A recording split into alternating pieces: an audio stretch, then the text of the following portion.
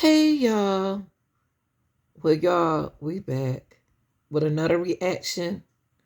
And this reaction is about Celeste Reva Hernandez was found in the back of the R&B singer David Burke frunk, which they call that's their trunk.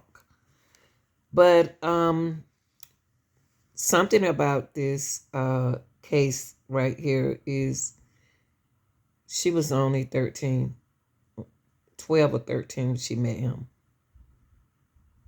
And they want to keep saying 15 to make him look good when she passed away, but she didn't even enjoy her birthday. She was unalive in the trunk, decomposed. So what we're gonna do is it been verified that he was messing with this young lady, with this little girl, not a young lady, little girl. Yes, when he was 18. But y'all, so what we're gonna get into, this video right here is just gonna like describe, and I think it was a couple like a year ago or something like that, a year, 2 or 3 years ago. Just a couple years ago when David was staying with a family member and the police rushed to his family home. But it's supposed to allegedly be a prank. And I don't know who would prank a family at that time of morning. But let's get into now. News Nation Ashley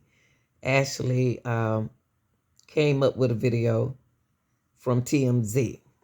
Check it out. Sure that they were actually a couple despite her young age. We only had a few clues to go on, like their matching tattoos, social media posts, and David's love song named Celeste. But all those coincidences turned out to be proof that the dead runaway and the singer were in fact in a romantic relationship, as David's friends confirmed to TMZ. And now tonight, yet another coincidence. Or is it? Some video has emerged of a police encounter involving David's family, who lived back in Texas where David grew up. This happened September 18th in a suburb of Houston. The footage acquired by TMZ shows officers approaching David's family home with their guns drawn. When David's father answers the door, police tell him that they're responding to a 911 call that came in about a shooting and a dead body at this home. David's mom joins them at the door, and it is soon clear that the cops and or the Burke family, that's David's surname, had been pranked. There's actually a term for this, you probably heard it. It's called swatting. A bogus 911 call to provoke an armed response comes in, but it's a fake. Here's what it looked like and sounded like when the officers showed up here. I'll go out wide and keep you covered. You want to tap the door? Wait for me. And I'm going to keep you covered. Please. I got you covered right here.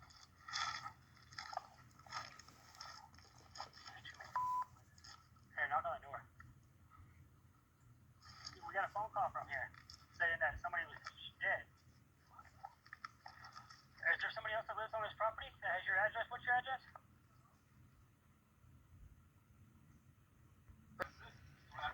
We got an address. There was a gunshot and a woman screamed. I'm serious. That's why we came up here like this, because and then they talked to the caller. Whoever they were talking to said that there's a person dead. I'm sorry. What? She closed the door on it. We need to talk to him. We ain't got time for this. What? That's rude. Ma'am, we got to figure out what's going on so we can leave, okay? Hey, guys, we made contact. They said nothing happened here on 911. It ain't on their phone. And that's not a Texas. Yeah, it's an out-of-state number.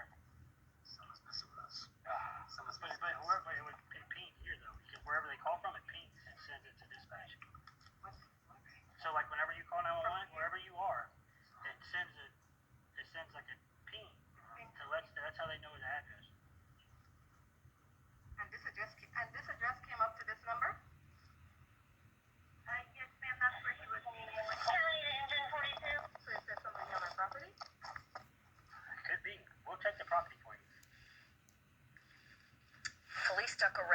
less than 20 minutes, and it does not appear that David was there at the house. Of course, that raises the question of where David was and where he's been. Y'all, that's crazy. The phone being a ping at David's mother's house. David is hiding somewhere. That's crazy. What's going on with David, y'all? The parents need to tell them his history. Because something not right. Since his world tour was cut short a week and a half ago when he moved out of his party mansion in the Hollywood Hills. Now back to the possible coincidence. The swatting event in Texas happened just one day after that Hollywood Hills rental mansion was being tossed by the LAPD in a raid that yielded evidence and electronics. Police were there for 12 hours, reportedly looking for, quote, blood evidence. But there's no word officially on what they found other than the laptop that they were seen bringing out. But they still haven't brought any charges against the singer named David or anyone else for that matter. We're also learning a lot about Celeste's life before she ended up with the much older singer. California teenager who says he dated Celeste before she ran away to Hollywood is speaking out tonight.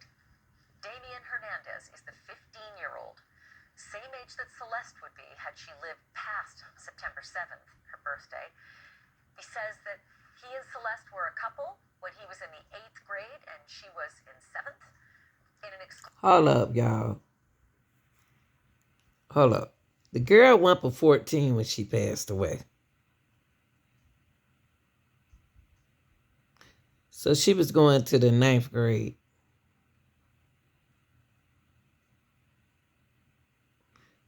I'm just trying to see why they trying to make it sound so far apart.